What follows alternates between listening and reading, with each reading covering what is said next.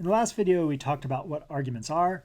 Basically, they are using premises as support for a conclusion, which is what you're trying to establish using those premises.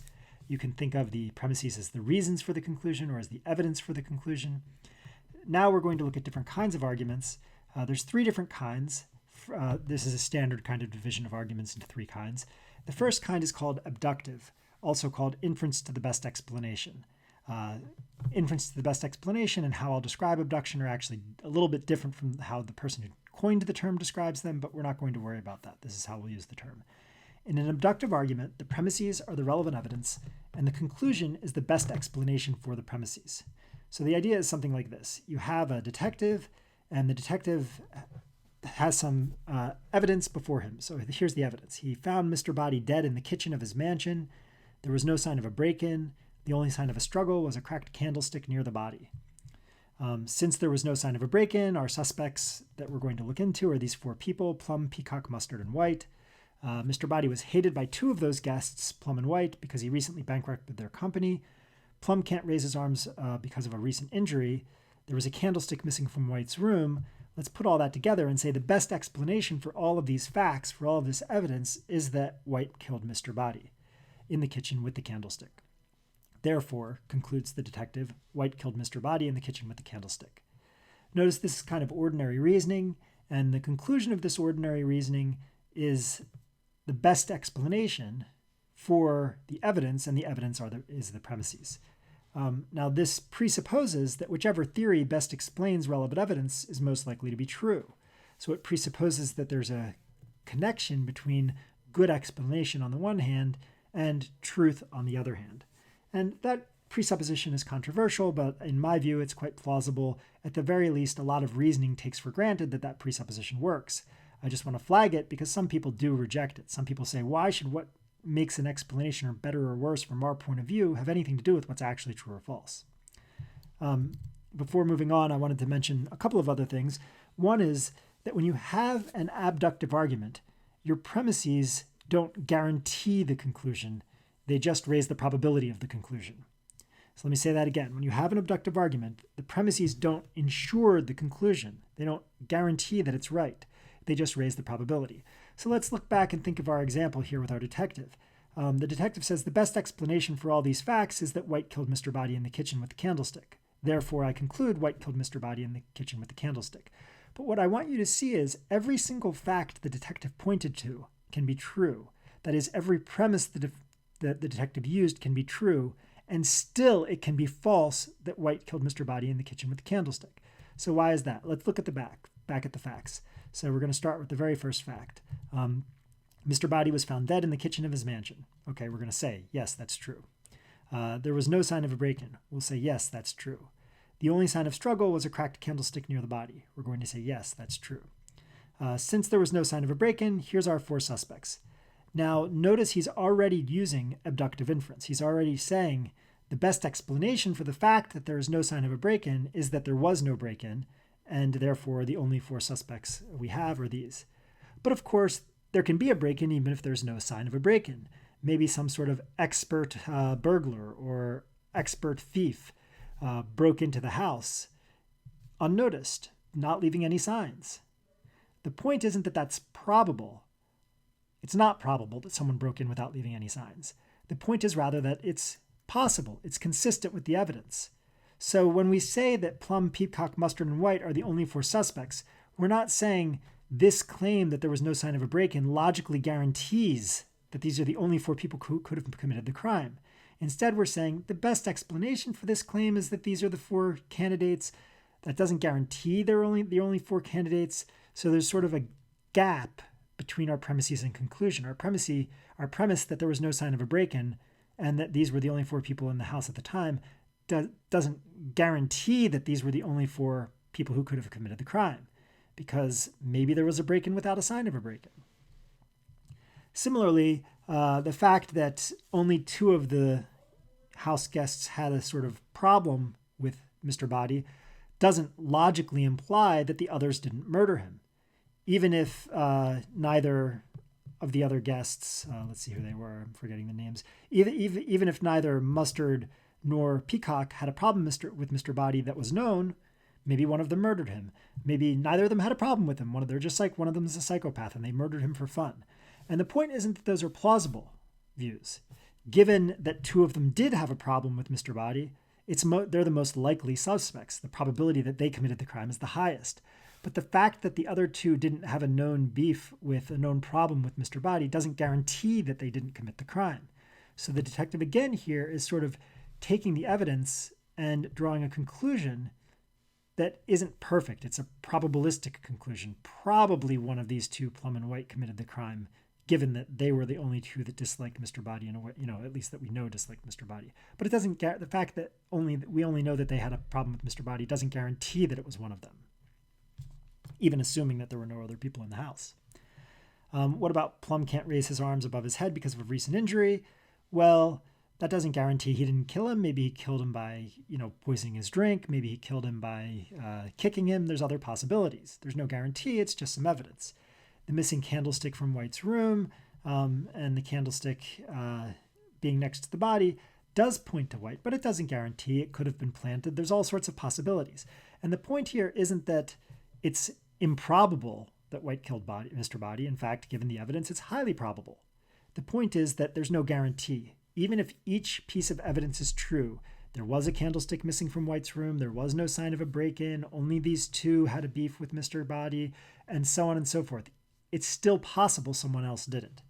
And abductive argument is always like that. The premises don't guarantee the truth of the conclusion. At best, they give you reason to believe the conclusion is true. Okay.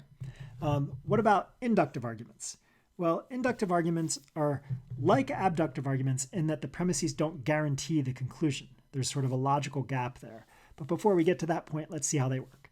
In an inductive argument, the premises describe some regularity in the world, and the conclusion generalizes that regularity.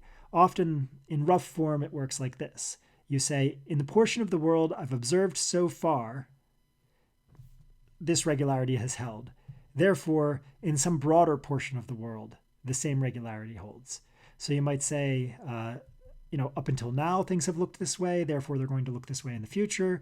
You might say, right now, the sample of the world I've looked at is this way, therefore in some bigger part of the world, the sample is that way.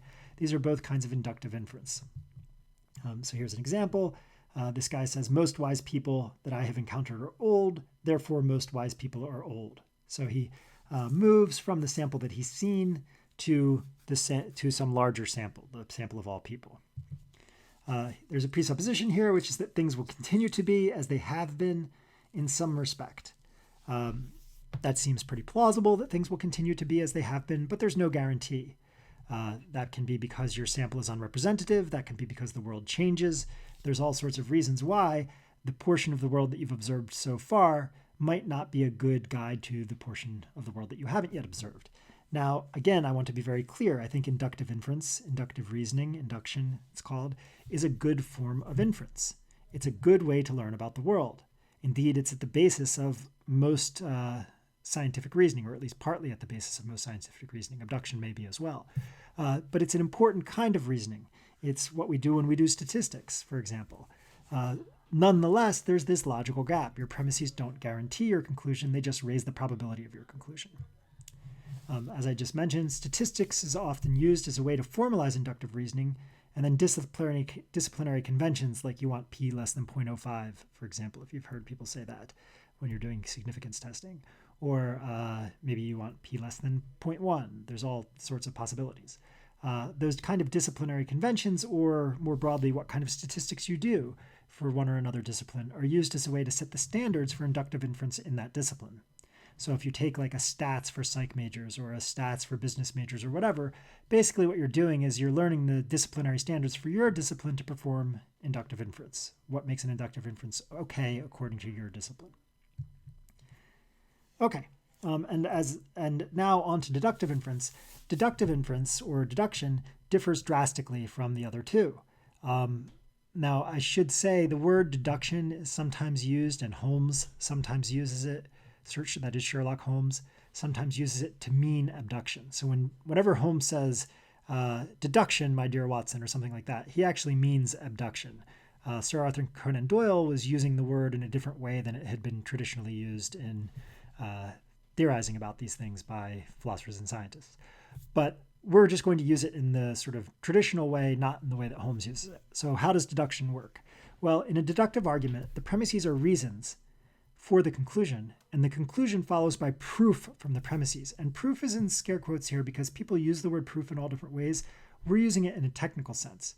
When you do a proof in geometry, it's not like, it's not like your axioms that you're using to derive your theorems provide some reason for the theorems. Maybe those axioms are right and the theorems are wrong, even if you did everything right. No.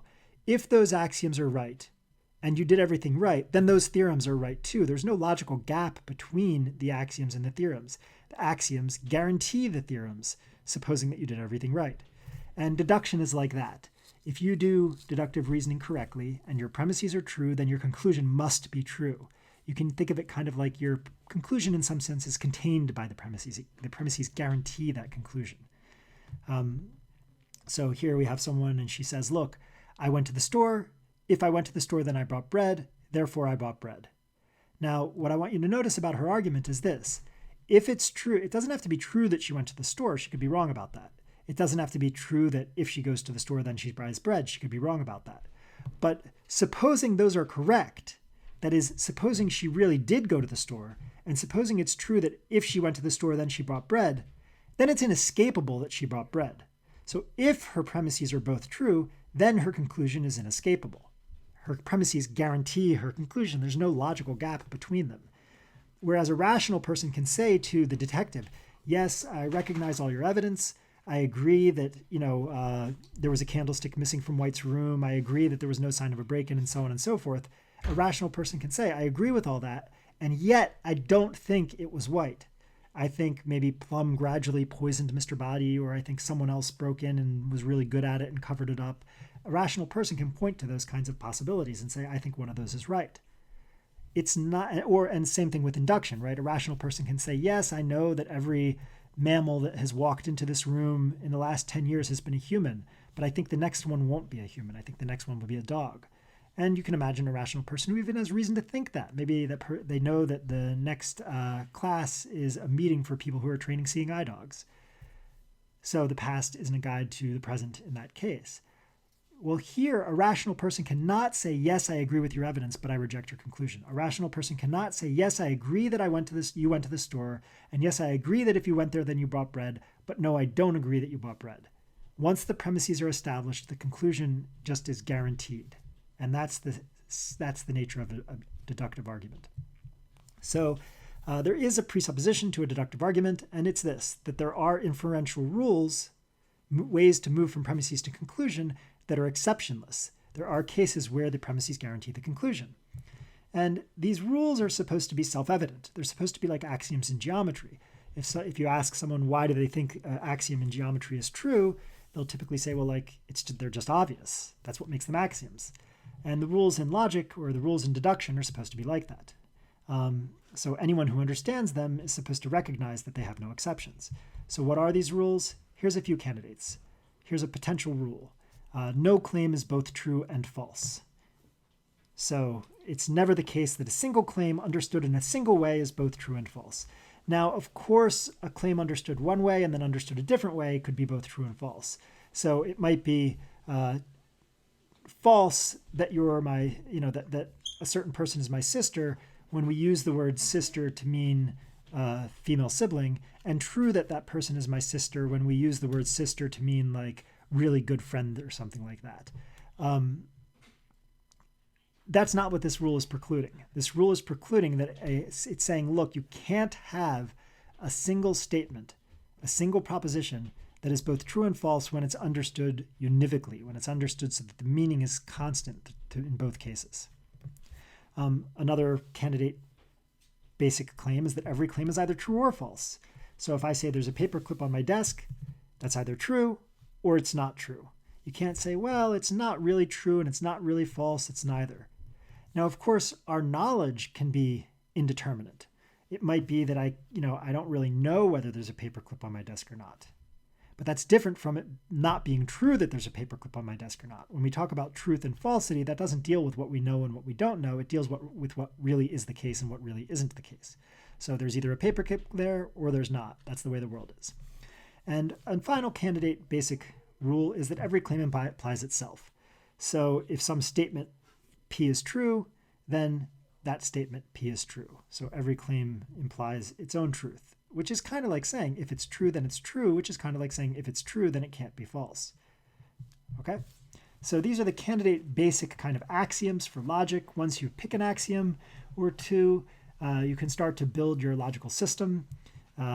These arguments of this form are what are called, arguments that are deductive are what are called formal arguments. And the word formal here is important. What it means is the form of the argument, not the content, not what the argument is about. Just the form determines whether it's deductive or not. So the form, not the content of the premises and conclusion, determines the quality of the inference, determines whether the inference is a deductive inference or whether it fails. You can compare this to math, right? So in mathematics, the form, not the content, determines the quality of the reasoning. So if you have 1 + 1 = 2, it doesn't matter whether you're adding chickens or ducks or dogs or pies or whatever. 1 + 1 chicken equals 2 chickens. 1 + 1 pie equals 2 pies. 1 + 1 duck equals 2 ducks. The form determines the quality of the inference independent of what the content is. It holds for any content. And logic is like that. You can represent the reasoning using symbols, and the form of the reasoning represented in that way is determining the quality of the inference, determining whether it's a deductive inference or not, rather than what it's about, determining whether it's a deductive inference or not. So anything with the following form: if proposition P is true, then proposition Q is true. Proposition P is true, therefore proposition Q is true. Anything with that form is a deductively good inference, even if you're talking about totally crazy things. It just doesn't matter what you're talking about. The form is what determines whether it's a good inference or not. Okay, we're going to we'll stop there.